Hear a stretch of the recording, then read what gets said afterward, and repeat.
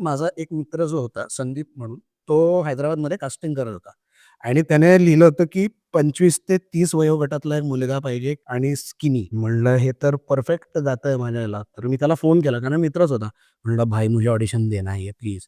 तर तो म्हणला, "भाई नहीं दे सकते यार." मैं म्हणलं, "क्या प्रॉब्लम?" म्हणला, "यार मुंबई में रहते हो, ये हैदराबाद के लिए." म्हणलं, "मैं खुद के खर्चे पे आ जाऊंगा. कोई प्रॉब्लम नहीं है, मेरे को ऑडिशन तो देने दे भाई, भेज तो दे please, let me just try." ठीक है भेजो, लेकिन जल्दी भेजो. म्हणलं अगदी 1 घंटे में भेजता हूं. त्याचा संध्याकाळी मला फोन येतो की कब निकल सकते हो हैदराबाद. ओह वाव! क्या हुआ भाई, 3 दिन में शूट आहे. शिवाचं शूटिंग चालू होतं माझं वगैरे. म्हणलं आता काय करू, तर मग मी त्या सगळ्या ऍडजस्टमेंट्स वगैरे केल्या. तिकडे गेलो मी हैदराबादला आणि तिथे गेल्यावर मला कळलं की जवळपास त्यांना एक 200-250 ऑडिशन्स आल्या होत्या आणि त्यातल्या 2च ऑडिशन्स मुंबईहून आल्या होत्या. बाकी सगळ्या हैदराबादहून होत्या आणि ती मला मिळाली. वाह! आणि मग ती जाहिरात झाली आणि तेव्हा मी साक्षातच म्हणेन मी.